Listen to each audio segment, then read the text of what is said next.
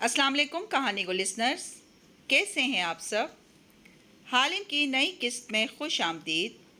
आइए चलते हैं, अब हम अपनी कहानी को आगे बढ़ाते हैं। दूसरी रात।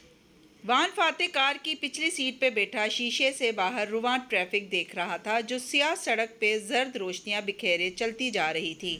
बंद मुट्ठी होठों पे रखे वो बस दूर उफक को देखे जा रहा था। आज सारा दिन मीटिंग्स, कॉन्फ्रेंसेस और ऑफिस के मामलात वो बज़ाहिर खुश असलूबी से निभाता आया था, मगर उसका जहन तालिया पे अटका था। वो कहीं कैद थी, सलाखों के पार वो मुक़य्यद थी, और उसने आंखें बंद की तो छम से जहन के पर्दे पे एक मंज़र उतर आता। वो सलाखों के अंदर बैठा था, वो ज़ख्मी था और वो उसके माथे पर मरहम लगा रही थी। उसने सर झटका, फिर दूसरा मंज़र जहन में उभरने लगा। वो एक आदमी के सामने खड़ा था और उसको कह रहा था कि वो अपनी बेटी को समंदरी सफ़र पे ना भेजे। उसके हाथ जंजीरों में जकड़े थे। ये दोनों ख्वाब उसने रात में देखे थे और बार बार उनका ख्याल उसे तंग कर रहा था। ये ख्वाब अलामती थे क्या? उफ़, ये विजन, ये यादें। उसने कनपटी से हिलाई। सोच सोच के सर में दर्द होने लगा था। कार घर के गेट के बाहर रुकी तो वहाँ बहुत सी गाड़ियाँ और गहमा गहमी नज़र आ रही थी। फातिह के अब्रू अचंभे से इकट्ठे हुए। इतना रश क्यों है घर में? ड्राइवर के साथ बैठे बॉडी मैन ने मुड़ के अदब से बताया, सर, आज मिसेस असरा ने आपके साथी पार्लियामेंटेरियंस को उनकी बेगमात समेत मदऊ किया है। आप भूल गए? उफ, उसने करा के आंखें बंद की। ऐसा करो, कार रोक लो, मुझे अंदर नहीं जाना। ड्राइवर ने फ़ौरन वहीं कार रोक दी तो फातिह बाहर निकला। बॉडी मैन परेशानी से उसके पास आया। सर, अगर हम नहीं गए तो मिसेस असरा बहुत खफा होंगी। वो मुझे पहले ही 10 फ़ोन कर चुकी हैं। तुम ठीक कह रहे हो। फातिह ने उसके कंधे पे हाथ रख के उसकी तायीद की। तुम्हें डिनर पे जाना चाहिए। तुम जाओ और मिसेस असरा से कहो कि मैं ज़रूरी काम से बाहर जा रहा हूँ। ये कह के उसने ड्राइवर के हाथ से चाबी ली और उसे हटने का इशारा किया।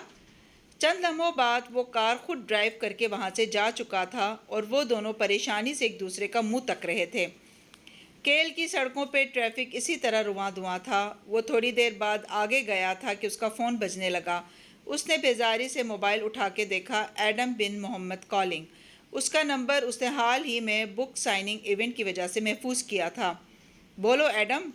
सर, चेतालिया का कुछ पता चला? उसकी आवाज़ परेशान और मदहम थी। हाँ, मुझे मालूम है वो किसके पास है, और डोंट वरी, वो महफूज है। तो वो घर क्यों नहीं आ रही? एडम, तुम उसकी फ़िक्र ना करो। मैंने वादा किया है ना कि उसको वहाँ से निकाल लाऊंगा, तो वादा निभाऊंगा। सुबह के बरक्स अब वो ठहरे हुए लहजे में कह रहा था। आपके वादों का यही मसला है सर, वो पूरे होके ज़्यादा तकलीफ़ देते हैं। बस इस दफ़ा कोशिश कीजिएगा कि इस वादे को पूरा करने के लिए कुछ कुर्बान न करें। मैंने पहले कभी तुमसे कोई वादा नहीं किया, इसलिए तुम मेरे बारे में जजमेंट नहीं दे सकते। एडम तलखी से हंसा। काश मेरे लिए भी भूलना इतना ही आसान होता। याददाश्त का चले जाना भी एक नेमत है।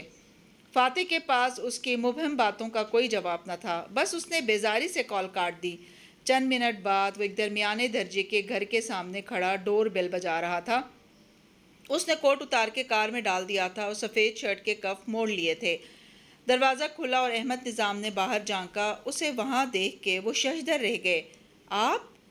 वान फातिह ने हाथ से उन्हें हटने का इशारा किया और दाखिली जीने चढ़ के ऊपर आया। अहमद निज़ाम फ़ौरन सामने से हटे और दरवाज़ा पूरा खोल दिया। आइए प्लीज़, अंदर आइए। वो बीएन के सदर को अपने गरीब खाने पे देख के कदरे बौखला गए थे। वो इस वक्त पजामे और कुर्ते में मलबूस थे और शेव ज़रा बढ़ी हुई लगती थी। आपको मेरा एड्रेस कैसे? फातिह अंदर आके सीधा ड्राइंग रूम की तरफ बढ़ गया था। वो फ़ौरन पीछे आए। आपका एड्रेस पब्लिक रिकॉर्ड में है और मेरे लिए वो निकलवाना मुश्किल नहीं था। वो उखड़े उखड़े अंदाज में कहता सोफे तक आया और बैठ के टांग पे टांग जमा ली। अंदाज से लगता था वो अपने घर आया है। अहमद निज़ाम सामने खादिम की तरह शर्मिंदा से खड़े थे। आपको यहाँ देख के आपके कज़न और उनकी बीवी के एक्सीडेंट में वफ़ात का इल्म हुआ था। मैं उनकी ताज़ियत करने आया था। वो इसी संजीदा और रुखे अंदाज में बोला। अहमद निज़ाम ने गहरी सांस ली। ताज़ियत के लिए ऐसे आया जाता है क्या? ये बहुत गैर मुतवक्का था, मगर चेतालिया ने मुझे ख़बरदार किया था। अफसोस कि मैंने उनकी बात नहीं मानी। आप खड़े क्यों हैं? बैठ जाएं। इसी खुश्क अंदाज में घर के मालिक को बैठने का हुक्म दिया तो वो सामने वाले सोफे पे बैठ गए। आपका शुक्रिया कि आप आए। घर वाले अभी तक मरहूम के घर में हैं, इसलिए मैं आपकी खातिर تو آپ کے خیال میں وزیر اعظم صاحبہ کو تالیہ سے کیا کام ہو سکتا ہے؟ وہ بات کاٹ کے مدعے پہ آ گیا تھا۔ ڈرائنگ روم میں ایک سفید بتی روشن تھی اور اس کی روشنی میں احمد نظام کو وان فاتح ڈسٹرب اور بے چین سا نظر آیا تھا۔ وہ اپنے تاثرات چھپانے کی کوشش بھی نہیں کر رہا تھا۔ ان کو اندازہ ہوا کہ وہ دولت سے بات کر چکا تھا اور معاملہ واضح ہو رہا تھا۔ یعنی میرا اندازہ درست تھا، انہوں نے تالیہ سے کوئی کام لینا ہے؟ جی، پہلی دفعہ آپ کا اندازہ درست ثابت ہوا ہے، وہ طنز سے بولا تو احمد نظام نے سر جھکا دیا۔ مجھ سے بڑی بھول ہوئی ہے فاتح صاحب۔ ستائش کی خواہش انسان کی عقل پہ پردہ ڈال دیتی ہے۔ میں نے خود کو اپنی خواہش کے حوالے کر دیا، اپنے کان لپیٹ لیے۔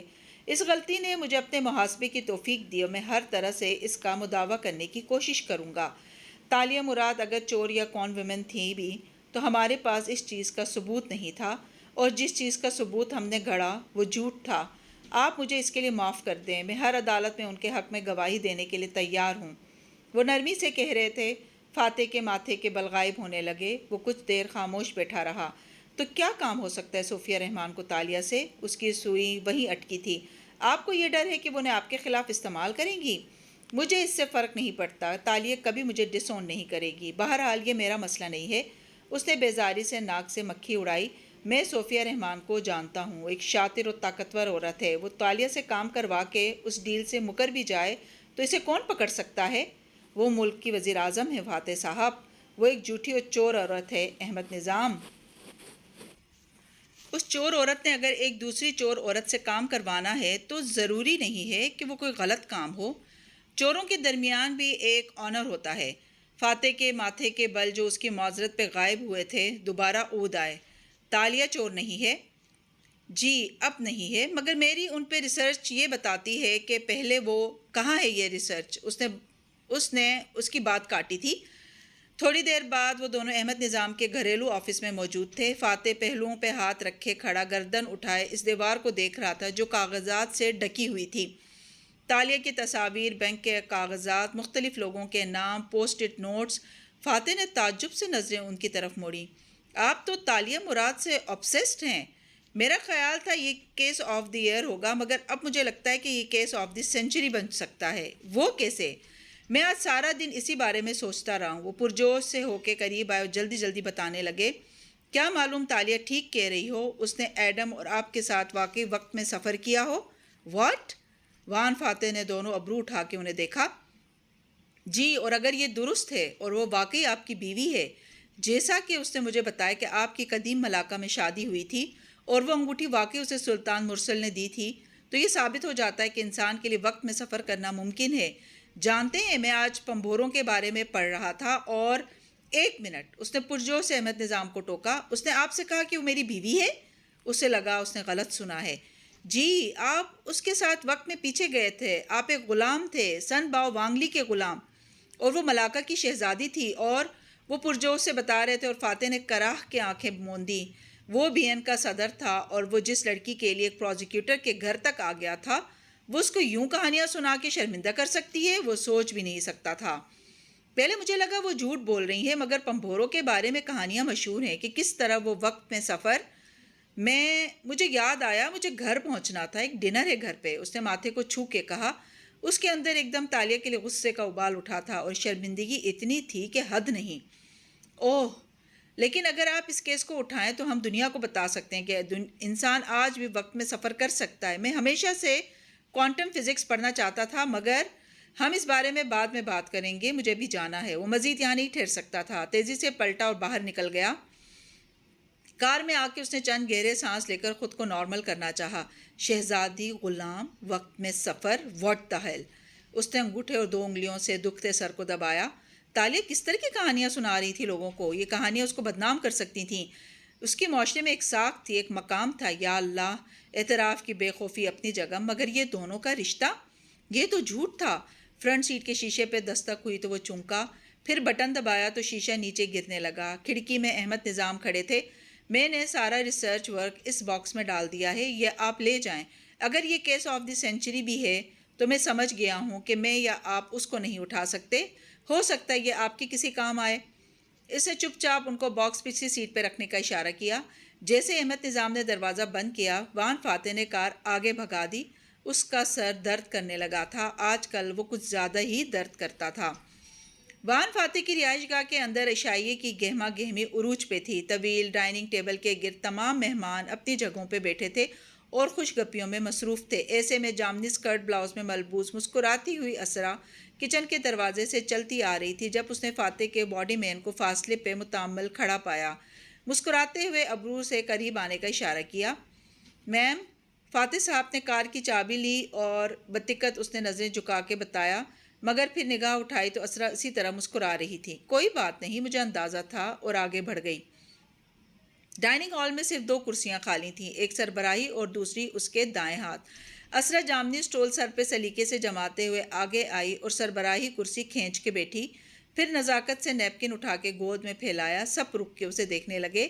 میرا خیال ہے کہ اگر شوہر چلا جائے تو بیوی کو اس کی سربراہی کرسی لینے میں تامل نہیں کرنا چاہیے، مسکرا کے بولی تو سب ہنس دیے۔ جب سے فاتح بی این کا صدر بنا تھا، لوگ اسرا کے ساتھ ایسا برتاؤ کر رہے تھے جیسا کسی فرسٹ لیڈی کے ساتھ کیا جاتا ہے، تحائف، چاپلوسی، تعریفیں اور دھیمے سے اپنا کام کہہ دینا۔ وہ سر ہلا کے سب کو سنتی تھی، کسی کو اشارہ دے دیتی، کسی کو صرف مسکراہٹ سے نوازتی اور کسی کی بات انسنی کر جاتی۔ طاقت آگ کی ایسی دیوی تھی جس کے گرد سب پتنگوں کی طرح چکر کاٹنے لگتے تھے۔ کچھ کو سونے کے پر عطا کر دیے جاتے، کچھ جل جل کے وہیں گرتے جاتے تھے۔ دیوی درمیان میں بے نیاز سی کھڑی رہتی۔ کھانے کے بعد ملازمہ ٹرے میں ایک چھوٹا چاکلیٹ کیک سجا کے لائی تو اسرا کھنکھاری اور دانستہ آواز بلند کی، ارے یہ نہیں، یہ تو ہم نہیں کھا سکتے۔ مہمانوں نے گردنیں موڑ کے ملازمہ کو دیکھا جو کیک ڈش پکڑے گڑبڑا گئی تھی۔ بیگم صاحبہ نے ابھی خود ہی تو کہا تھا کہ… اور وہ کیوں اسرا؟ ایک خاتون نے خوشگوار لہجے میں پوچھا۔ اسرا نے کونیا میز پہ رکھی ہتھیلی پہ تھوڑی ٹکا کے دلچسپی سے اس کیک کو دیکھا۔ بھئی یہ تالیہ نے بنایا ہے، تالیہ مراد نے، ہر روز بیک کر کے فاتح کے لیے بھیجتی ہے۔ اب وہ اتنے پیار سے بناتی ہے تو میں فاتح کے لیے چھوڑ دیتی ہوں۔ ساتھ ہی مسکرا کے ملازمہ کو جانے کا اشارہ کیا۔ اچھا، تالیہ مراد کہاں ہوتی ہے وہ آج کل؟ یہیں ہوتی ہے، آتی جاتی رہتی ہے، اسرا خوش دلی سے بتا رہی تھی۔ میں حیران ہوتی ہوں کہ کس طرح بیچاری روز کیک بیک کر لیتی، اور وہ بھی فاتح کے فیوریٹ کیکس۔ ذائقہ ہے اس کے ہاتھ میں۔ ارے میں تو کھا نہیں سکتی نا، ان میں جو نٹس ہوتے ہیں ان سے مجھے الرجی ہے۔ کبھی گاجر کا کیک بھیجے تو میں کھا لیتی ہوں۔ 2 خواتین نے معنی خیز خاموش نگاہوں سے ایک دوسرے کو دیکھا اور پھر وان فاتح کی بیوی کو جو معصومیت سے بتائے جا رہی تھی۔ پھر ان میں سے ایک بولی، ہر روز کیک بنانے میں کسی عورت کی بہت محنت لگتی ہے اسرا۔ اس کی تو محنت لگتی ہے مگر فاتح کو تو کیلوریز لگتی ہیں نا۔ میں اتنا کہتی ہوں ہر روز نہ کھایا کرو، ویٹ گین کر لو گے، مگر آپ کے چیئرمین صاحب سنتے ہی نہیں۔ وہ گردن کے نیکلیس پہ ہاتھ پھیرتے ہوئے سادگی سے بتا رہی تھی۔ ڈائننگ ہال میں اس بات پہ ایک مصنوعی قہقہا گونجا تھا۔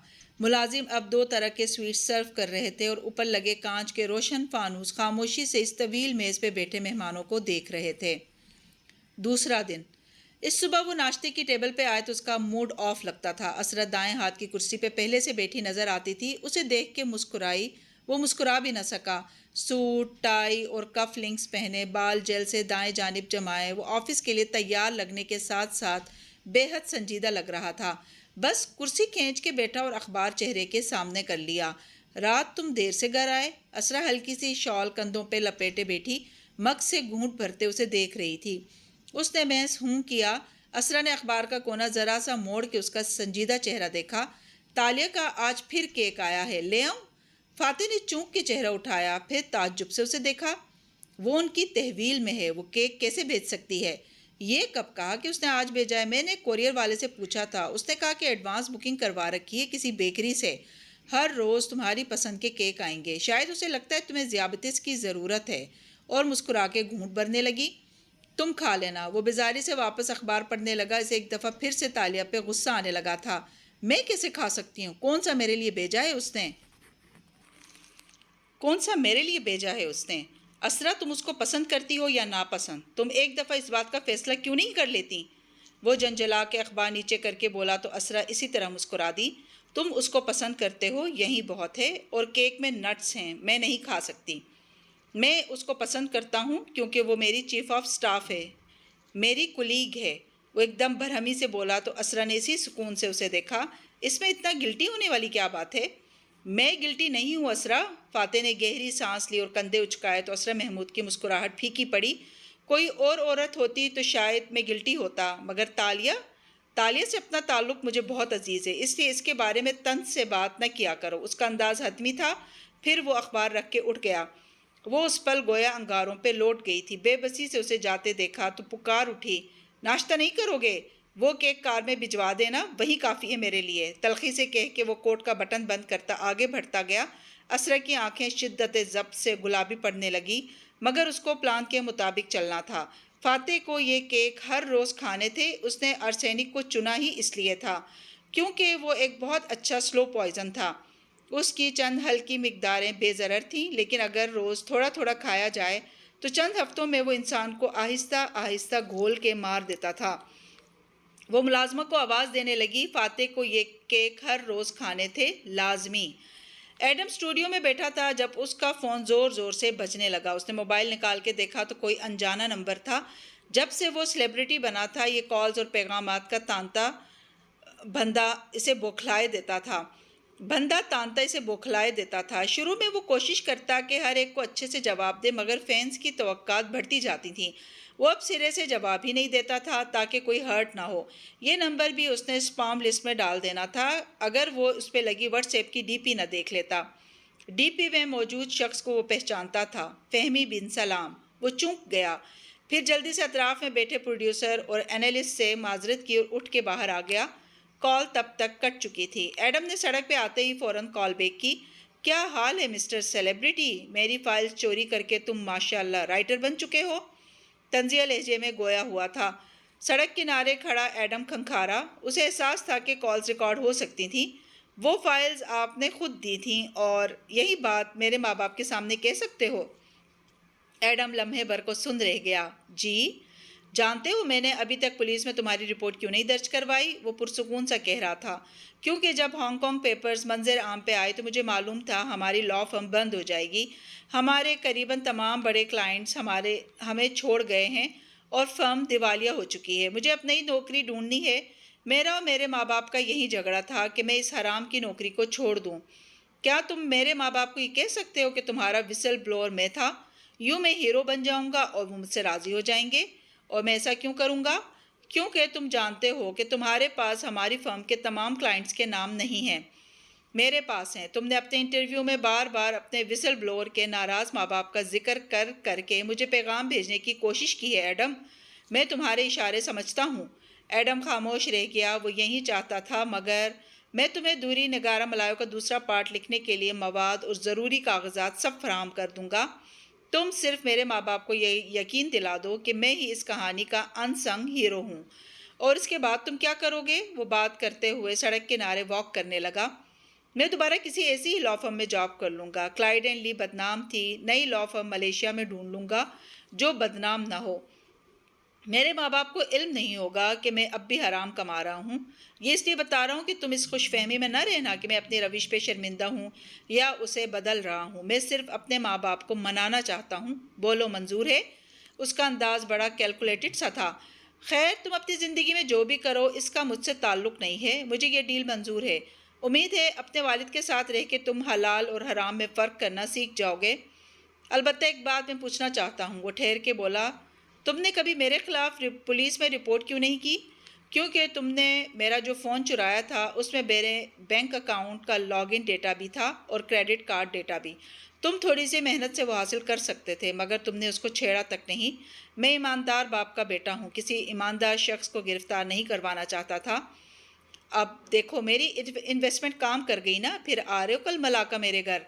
دیکھو اگر تو تم نے مجھے وہاں بلا کے پٹوانا ہے تو میں بتا دوں، میں پولیس اور اپنے وکلا کو فاصلے پہ کھڑا رکھوں گا۔ وہ محتاط سا کہہ رہا تھا۔ یہ فہمی بن سلام انتہائی یونیک آدمی تھا۔ دیکھو میں حرام کمانے والا وکیل ضرور ہوں اور کورٹ میں بہت جھوٹ بولتا ہوں، مگر میں تمہاری طرح ڈرامہ کوئین نہیں ہوں۔ دیگر نام چاہیے ہیں تو کل آ جانا۔ اور فون بند ہو گیا۔ ایڈم نے گہری سانس لے کر موبائل کو دیکھا اور پھر گردن اٹھا کے ٹھنڈی سی چھایا لیے آسمان کو۔ کیل چھوڑ کے جانے کا مطلب تھا تالیہ کو نہ ڈھونڈنا، مگر وہ تالیہ کو ڈھونڈ بھی کیسے سکتا تھا؟ تالیہ کے لیے فاتح بہت تھا اور ایڈم کے لیے اس کی کتابیں۔ किताबें पढ़ना, किताबें लिखना एक टाइमलेस शौक़ था और किसी टाइमलेस चीज़ की मोहब्बत इंसानों से मोहब्बत करने से बेहतर होती है, क्योंकि टाइमलेस शे दिल को यूं नहीं दुखाती जैसे इंसान दुखाते हैं। उसे अभी इसी वक्त मलाका के लिए निकलना था, लाजमी। तीसरी रात। हालिम का बंगला अंधेरे में डूबा था। आज किसी ने पोर्च की बत्ती भी रोशन नहीं की थी। मालिक ना हो तो घर यूं ही वीरान हो जाता है। वो सारा दिन तालिया पे गुस्सा रहा था और रात को ड्राइवर को भेज के उसने खुद स्टेयरिंग संभाला तो कार खुद बखुद उन्हीं शनासा रास्तों की तरफ मुड़ गई।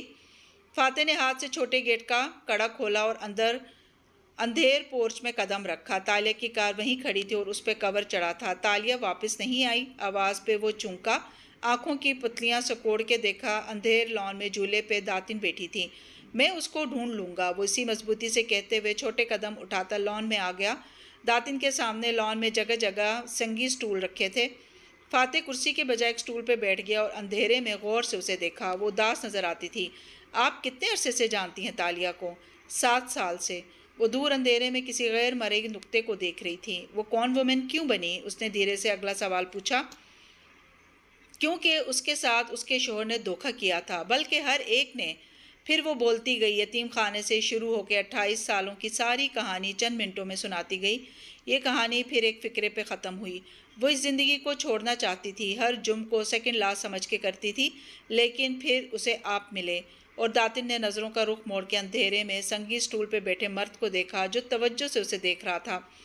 और फिर तालिया की ज़िंदगी में मलाका की वो रात आई जो आप भूल चुके हैं। उस रात क्या हुआ था?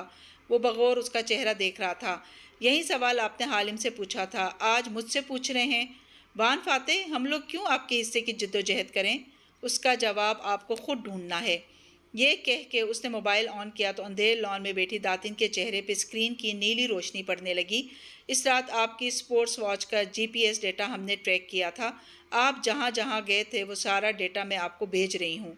फाते को जेब में मौजूद मोबाइल की थरथराहट महसूस हुई, मगर वो इसी तरह दातिन को आंखें छोटी करके देखे गया।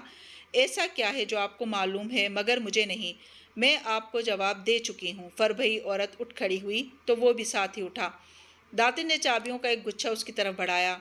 ये तालिया के घर की तमाम चाबियां हैं। मैं जा रही हूँ और जानती हूँ कि आप यहाँ आते रहेंगे। आप उसका इंतज़ार नहीं करेंगी क्या? एडम आज मलाका चला गया है। मैं अपने बेटों के पास जा रही हूँ। आपको भी तालिया को तलाश नहीं करना चाहिए।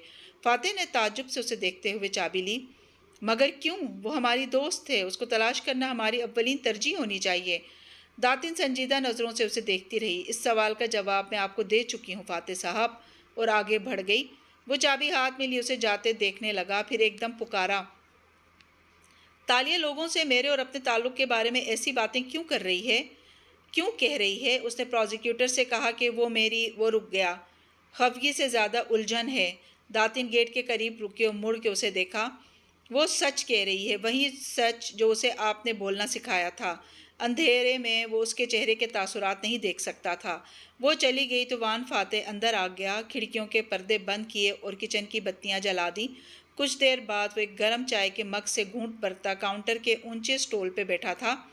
सामने नोट पैड रखा था और हाथ में कलम था। ये तालिया के ऑर्गेनाइज्ड किचन की टोकरी से उसने उठाया था, जहाँ डायरीज, हिसाब किताब के कागज़, खाली नोट पैड और ख़त के रंगदार लिफाफे रखे थे जो तोहफे में पैसे देने के काम आते थे। वो काफ़ी देर बैठ के सोचता रहा और फिर लिखना शुरू किया। डियर तालिया, मैं 2 दिन तुम्हारे लिए परेशान रहा। आज मैं तुम पे गुस्सा था क्योंकि तुमने प्रोसिक्यूटर को मेरे बारे में ऐसी बातें कही थीं जो नाकाबिले बर्दाश्त थी। मैंने सोच लिया था कि अब मैं तुम्हारी फ़िक्र नहीं करूँगा, मगर मैं दोस्तों पे गिव अप करने वालों में से नहीं हूँ। मैं यहाँ आया था ताकि तुम्हारे दोस्तों के साथ तुम्हें तलाश करने की स्ट्रेटजी बनाऊँ, मगर मुझे मालूम हुआ कि तुम्हारे दोनों दोस्त तुम्हें छोड़ के जा रहे हैं। वो तुम्हें नहीं ढूंढना चाहते। मुझे पहले ये बात अच्छी नहीं लगी, मगर अब मैं ये समझ गया हूँ कि वो तुम्हें क्यों नहीं ढूंढना चाहते, क्योंकि अक्सर इंसान यही गलती करते हैं। जब वो अपने किसी प्यारे को खोते हैं तो उसकी तलाश में निकल पड़ते हैं, उसको वापस लाने की कोशिश करते हैं या उसकी याद में सोगवार रहते हैं। मगर तुमने अपने दोस्तों को जो चीज़ सिखाई है वो वान फाते को भी सीखनी चाहिए।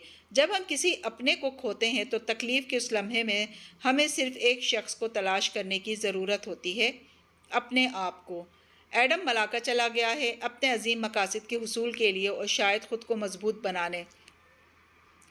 داتن اپنی فیملی کے پاس جا رہی ہے تاکہ وہ اپنے آپ کو ڈھونڈ سکے اور اپنے اندر سے اس مثبت انسان کو باہر نکال سکے جو اسے تالیہ نے بننا سکھایا تھا۔ اور رہا میں تو مجھے بھی اب تالیہ کو نہیں ڈھونڈنا، مجھے اپنے آپ کو اس کھوئی رات کو ڈھونڈنا ہے، کیونکہ ہم تینوں جب خود کو ڈھونڈ لیں گے تو ہم تالیہ کو بھی تلاش کر لیں گے۔ ہم اس سب کو اس وقت تالیہ کے بغیر اپنے اصل کو ڈھونڈنے کی ضرورت ہے۔ شاید تم بھی یہی چاہتی تھی، اسی لیے تم نے مجھے وہ مجسمہ توڑنے کے لیے کہا تھا۔ میں اپنے آئیڈیل کا مجسمہ توڑنے کے لیے تیار ہوں۔ وان فاتح۔ چائے کا مگ ختم ہو چکا تھا۔ اس نے بے پرواہی سے مگ وہیں دھرا اور وہ کاغذ تہہ کر کے ایک لفافے میں ڈالا۔ کبھی تو وہ واپس آئے گی اور اس کو پڑھے گی۔ ایک دم سے وہ بہتر محسوس کرنے لگا تھا۔ تیسرا دن۔ اس صبح بی این کے دفتر کی لابی میں معمول کے مطابق کام جاری و ساری تھے۔ یہ بالائی فلور تھا اور یہاں پاور آفیسز تھے اور عام ورکرز کا داخلہ نہ ہونے کے برابر تھا، اس لیے قیمتی فرنیچر سے آراستہ لابی اس وقت خاموش پڑی تھی جب حشام برجیز لفٹ سے نکلا تھا۔ اسے وان فاتح کے آفس میں آنے کا پیغام ملا تھا اور وہ ساری مصروفیات ترک کر کے سیدھا یہاں آ گیا تھا۔ وہ دراز، اٹھی گردن اور اکھڑ انداز والا آدمی تھا جو لابی میں موجود ریسیپشنسٹ کے سلام کا جواب دینے کے بجائے تنے ابرو کے ساتھ سیدھ میں آگے بڑھتا گیا۔ صبا کی ریاست میں اس کی امارت اور طاقت کے قصے زبان زدے عام تھے۔ لابی سے فاتح کے آفس تک راستے میں جس ورکر نے ڈیسک سے سر اٹھا کے اسے دیکھا، اس کی نظروں میں مرعوبیت اور ناپسندیدگی دونوں تھی۔ حشام نے دستک دے کر چیئرمین کے آفس کا دروازہ کھولا اور کھنکھار کے اندر داخل ہوا۔ سلام لبوں میں رہ گیا۔ وہ ایک دم ٹھٹک کے رکا، پھر اگلے ہی پل چہرے پہ خوشگوار تاثر سجا لیے۔ مسز اسرا، آپ؟ میں سمجھا مجھے وان فاتح نے بلایا ہے۔ چیئرمین کی سیٹ پہ اسرا محمود براجمان تھی، سر پہ اسٹول لیے، کانوں میں دمکتے موتی پہنے۔ وہ بنی سنوری سی عورت مسکرا کے اسے دیکھ رہی تھی۔ فاتح نے آج ایک ہفتے کی چھٹی لی ہے، وہ ملاقہ چلا گیا ہے۔ اوہ، خیریت؟ حشام نے تشویش سے پوچھتے ہوئے کرسی کھینچی۔ اسرا نے مسکرا کے کندھے اچکائے۔ وہ اتنے دنوں سے لگاتار کام کر رہا تھا، چھٹی اس کا حق ہے۔ ملاقہ میں اس کے باپ کا گھر ہے جہاں جا کے وہ بہتر محسوس کرتا ہے، اور انہوں نے اپنی بغیر موجودگی میں آپ کو آفس کی ذمہ داری دے دی۔ حشام نے مسکرا کے غور سے اسے دیکھا۔ ارے نہیں، میں تو چند چیزیں لینے آئی تھی، پھر سوچا آپ سے ملاقات کر لوں، کیونکہ مٹھیاں باہم پھنسا کے آگے کو جھکے مسکرا کے اسے دیکھا۔ اس کی خالی کرسی دیکھ کے مجھے کچھ عجیب سا محسوس ہوا ہے حشام۔ مثلاً کیا؟ وہ پوری توجہ سے میز کے پار بیٹھی عورت کو دیکھ رہا تھا اور اس کی بات سمجھنے کی کوشش کر رہا تھا۔ میرا خیال ہے ہمیں پارٹی کے مستقبل کے بارے میں سوچنا چاہیے۔ وان فاتح ہیں نا اس کام کے لیے؟ اس نے احتیاط سے کہا۔ اور اگر وان فاتح کی کرسی خالی ہو جائے تو پھر پارٹی کا کیا ہوگا؟ آفس میں سناٹا چھا گیا۔ شام دھیرے سے آگے کو ہوا اور تشویش سے اسرا کو دیکھا۔ فاتح صاحب کی طبیعت تو ٹھیک رہتی ہے نا؟ کوئی ہارٹ وغیرہ کا پرابلم تو نہیں ہے؟ پارٹی چیئرمین کو پرابلم نہ ہو تو بھی لوگ کروا سکتے ہیں پرابلم۔ مجھے ڈر ہے کوئی فاتح کو اس کرسی سے ہٹانے کی کوشش نہ کرے۔ کیا ان کی جان کو خطرہ ہے؟ جب وہ بغیر سیکیورٹی ڈیٹیل لیے باہر نکل جایا کرے گا تو خطرہ نہیں ہوگا کیا؟ وہ فکر مندی سے کہہ رہی تھی۔ حشام نے پہلو بدلا۔ تو ہمیں کیا کرنا چاہیے؟ دیکھیں حشام، اگر کوئی قریبی شخص فاتح کو مارنے کی کوشش کرے گا تو صرف اس صورت میں کہ وہ اس کی جگہ لینا چاہتا ہوگا۔ اگر ہم اس امکان کو ہی ختم کر دیں تو کسی کو فاتح کو مار کے کچھ نہیں ملے گا۔ اگر خدا نخواستہ وان فاتح کو کچھ ہوا بھی تو ان کی جگہ آنے والا ہے نیا پارٹی چیئرمین پارٹی الیکشن سے ہی منتخب ہوگا۔ آپ بھول رہے ہیں کہ فاتح نے نائب چیئرمین ابھی تک نامزد نہیں کیا۔ نائب چیئرمین کا رواج اب ہٹ گیا ہے مسز اسرا، مگر یہ پارٹی کے قانون میں شامل ہے اور چیئرمین کے ایک دستخط سے نائب کا عہدہ پر کیا جا سکتا ہے۔ حشام سوچ میں پڑ گیا۔ اسرا کے غیر متوقع سوالات اس کو الجھا رہے تھے۔ پارٹی میں بہت سے لوگ ہیں، اشر نہیں، لوگ اس کو اتنا پسند نہیں کرتے، نو آفینس، مگر نائب چیئرمین صرف وہی شخص بن سکتا ہے جس پہ وان فاتح اعتماد کا اظہار کریں۔ گاڈ، مجھے یقین نہیں آ رہا کہ ہم وان فاتح کی موت کے بارے میں بات کر رہے ہیں، اس نے جرجری لی۔ اسی امکان کو ختم کرنے کے لیے ہمیں فاتح سے نائب کا عہدہ پر کروانا ہوگا۔ ایسا شخص جو قابل اعتماد ہو اور کبھی فاتح کو نقصان پہنچانے کی کوشش نہ کرے، یوں وان فاتح اپنے قریبی دوستوں کے شر سے محفوظ ہو جائے گا۔ آپ کے خیال میں ایسا شخص کون ہو سکتا ہے؟ اسرا محمود مسکرائی اور محظوظ نظروں سے اسے دیکھا۔ نائب چیئرمین اس شخص سے بہتر کون ہو سکتا ہے جو چیئرمین کے آفس کی ایک کال پہ ساری مصروفیات چھوڑ کے بھاگا چلا آئے؟ حشام برجیز چند لمحے کے لیے کچھ بول نہیں سکا، وہ بس اسرا کو دیکھتا رہا۔ اس کا ذہن تیزی سے سارے حساب کرنے لگا تھا اور پھر بالآخر وہ مسکرا دیا۔ ملاقہ کا شہر اپنی تمام رعنائیوں، رونقوں اور خوشبوؤں کے ساتھ ویسا ہی تھا جیسے وہ اسے چھوڑ کے گیا تھا۔ سن باؤ کے گھر کے سامنے بازار میں رونق لگی تھی۔ فاتح کو ہمیشہ یہاں آ کے اچھا محسوس ہوتا تھا۔ عام لوگوں کے درمیان ان کی عام باتوں اور عام مسئلوں کو سننا، کھیل کی مصروفیات، پارلیمان کے ایوانوں، بی این کے آفس کی سازشوں بھری زندگی سے دور یہ شہر قدیم زمانوں کا فسوں لیے ہوئے تھا۔ اس نے کار گلی میں روکی اور باہر نکلا۔ جینز کے اوپر سفید ڈریس شرٹ پہنے ہوئے ایک لمبی چھٹی کے موڈ میں لگتا تھا۔ سرخ حویلی کا دروازہ کھولنے کے لیے چابی نکالی تو ٹھٹک گیا۔ دروازہ پہلے سے کھلا تھا۔ پہلا خیال اسے تالیہ کا آیا، صرف اس کے پاس چابی ہوتی تھی کیونکہ یہ گھر اس نے کرائے پہ لے رکھا تھا۔ فاتح تیزی سے اندر آیا، راہداری سے گزر کے کمروں میں جھانکتا وہ برآمدے میں آیا تو قدم زنجیر ہوئے۔ سامنے میز کے ساتھ ایڈم کھڑا اپنا لیپ ٹاپ اور دوسری چیزیں ایک بیگ میں ڈال رہا تھا۔ آہٹ پہ وہ بھی پلٹا تو فاتح کو ادھر دیکھ کے ساکت رہ گیا۔ آپ یہاں؟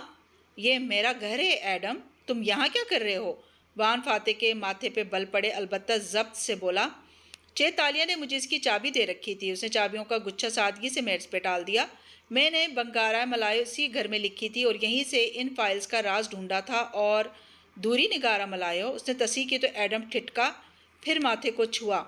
جی وہی میرا مطلب تھا، گڑبڑا کے بولا۔ میں ابھی آیا تھا اپنا سامان اٹھانے جو آخری دفعہ ادھر رہ گیا تھا۔ میں جا ہی رہا تھا۔ نظریں چکا کے وہ جلدی جلدی اپنا سامان بیگ میں ڈالنے لگا۔ فاتح پہلوؤں پہ ہاتھ رکھے کھڑا اس نوجوان کو چند لمحے دیکھتا رہا۔ برآمدے میں آتی دھوپ اس کے وجود کو منور کیے ہوئے تھی۔ یہ لڑکا اس باڈی مین سے مختلف تھا جو اس کے پاس 11 دن کام کرنے کے لیے آیا تھا۔ ایڈم نے بیگ کی زپ بند کی اور چہرہ اٹھایا تو فاتح اسے ہی دیکھ رہا تھا۔ تالیہ کا کچھ پتہ چلا سر؟ وہ آ جائے گی، اس نے مختصراً کہا اور پھر صحن کی طرف آ گیا۔ صحن کے وسط میں کھڑے وہ گردن اٹھا کے وانگ لی کے اس مجسمے کو دیکھنے لگا۔ جب تالیہ یہاں آتی تھی تو کیا اس نے کبھی اس مجسمے کے بارے میں کچھ کہا تھا؟ ایڈم نے چونک کے فاتح کو دیکھا جو اس کی طرف پشت کیے کھڑا مجسمے کو دیکھ رہا تھا۔ اسے سمجھ نہیں آئی کہ وہ کیا کہے۔ جدید ملاقہ میں دونوں کی بے تکلفی نہ ہونے کے برابر تھی۔ کچھ خاص نہیں۔ فاتح ایڑیوں پہ گھوما اور غور سے اسے دیکھا۔ کیا تالیہ نے کبھی کوئی مجسمہ بنایا تھا اس سے ملتا جلتا؟ اس کے دل میں تالیہ مراد کے کہے آخری الفاظ کسی پھانس کی طرح چبھے تھے۔ ایڈم نے نظریں اٹھا کے پہلے مجسمے کو دیکھا، پھر فاتح کو، پھر جب بولا تو لہجہ محتاط تھا۔ مجھے نہیں معلوم، ہو سکتا ہے اس نے وانگلی کا کوئی اور مجسمہ بنایا جو یہیں کہیں ہو۔ پھر دیکھا کہ ایڈم بس اسے دیکھے جا رہا ہے تو ہاتھ سے مجسمے کی طرف اشارہ کیا۔ یعنی یہ آدمی وانگلی تھا، اپنے وقت کا ایک عظیم چینی سفیر۔ غلام ہونے کے باوجود اس نے ملاقہ کے لوگوں کے لیے آواز اٹھائی تھی اور شہزادی تاشا نے ایڈم بن محمد کے لیے مزید اداکاری کرنا ممکن نہ تھا۔ اس کے اندر غصے کا ایک ابال اٹھا تھا۔ وانگ لی کوئی ہیرو نہیں تھا سر۔ وانگ لی شاہ چین کا وفادار تھا۔ اس نے ملاقہ کو قرضوں کی بیڑیوں میں جکڑ دیا تھا۔ اس نے ملاقہ کے غلاموں کو آزاد کروایا تھا۔ نہ اس نے وہ جرأت مندانہ باتیں کہی تھیں جو بنگارہ ملایوں میں اس کے نام سے منسوب ہیں۔ تاریخ کی کتابیں سچ نہیں کہتی۔ وہ تلخی سے بولتا گیا اور پھر ایک دم چپ ہوا۔ فاتح ابرو بیچ کے اسے دیکھ رہا تھا۔ اور سن باؤ کے بارے میں کس مورخ نے یہ سب لکھا ہے جو تم کہہ رہے ہو؟ ایڈم نے لب بیچ لیے۔ وہ وانگ لی کے ایک فین سے بحث نہیں کر سکتا تھا۔ سوری سر، مجھے نہیں معلوم تالیہ نے کون سا مجسمہ بنایا اور کیوں بنایا ہے۔ اور مڑ کے اپنا بیگ اٹھانے لگا۔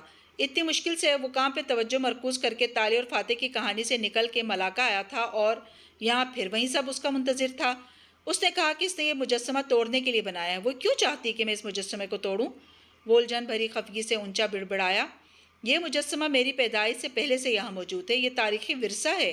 ایڈم بن محمد کرنٹ کھا کے مڑا اور صحن میں کھڑے آدمی کو بے یقینی سے دیکھا۔ یہ مجسمہ تالیہ نے توڑنے کے لیے بنایا تھا؟ وہ بالکل ساکت کھڑا تھا۔ ذہن میں قدیم ملاقہ کی داستان ایک فلم کی طرح چلنے لگی۔ شہزادی تاشا کو وانگلی سے ذرا دلچسپی نہ تھی، پھر بھی اس نے مجسمہ بنایا۔ وانگلی کی دوستی کی خاطر نہیں، جیسا کہ اس نے ایڈم سے بنگارہ ملایوں میں لکھوایا تھا، مگر لوگ کہتے تھے کہ وہ وہاں کسی سے ملنے آتی تھی۔ اتنے ماہ بعد ایڈم نے سوچا تو ذہن کے جالے صاف ہونے لگے۔ وہ اور تالیہ ادھر تب آتے تھے جب فاتح وہاں موجود نہیں ہوتا تھا۔ وہ اس مجسمے کے بہانے کسی سے ملنے نہیں آتی تھی۔ وہ اب تک یہی سمجھتا رہا تھا کہ اس نے یہ مجسمہ اس لیے بنایا تھا تاکہ نیچے جو خزانہ وہ چھپائیں اس کے اوپر ایک نشانی ہو۔ مگر تالیہ کے پلان، تالیہ کی مرضی، اس نے مجسمہ کسی اور شے کے لیے بنایا تھا۔ آپ اس کو توڑ دیں، وہ کھوئی کھوئی سی آواز میں بولا۔ یہ مجسمہ تالیہ سے زیادہ قیمتی نہیں ہے۔ فاتح چند لمحے کھڑا خفگی سے اس مجسمے کو دیکھتا رہا، پھر نفی میں سر ہلایا۔ مگر اس میں ایسا کیا ہو سکتا ہے جو اتنا اہم ہو؟ جواب نہیں آیا تو اس نے گردن موڑی۔ برآمدہ خالی پڑا تھا۔ ایڈم بن محمد جا چکا تھا۔ اپنی تلاش کے سفر پہ تالیہ کے بغیر رہنا سیکھنے کے لیے۔ اب وہ سنبھاؤ کے قدیم صحن میں تنہا کھڑا تھا۔ کنواں، کونے کا درخت اور وہ مجسمہ خود اس سے سوال کر رہا تھا کہ کیا وہ مٹی اور گارے کا بت تالیہ سے زیادہ قیمتی تھا؟ کیا کوئی شے وان فاتح کے لیے تالیہ مراد سے زیادہ قیمتی ہو سکتی تھی؟ جی تو کہانی گو لسنرز، آج کی ایپیسوڈ آپ کو کیسی لگی؟ کمنٹس میں اظہار ضرور کیجیے گا، اور چینل پر نئے ہیں تو چینل کو سبسکرائب کرنا نہ بھولیں۔ شکریہ۔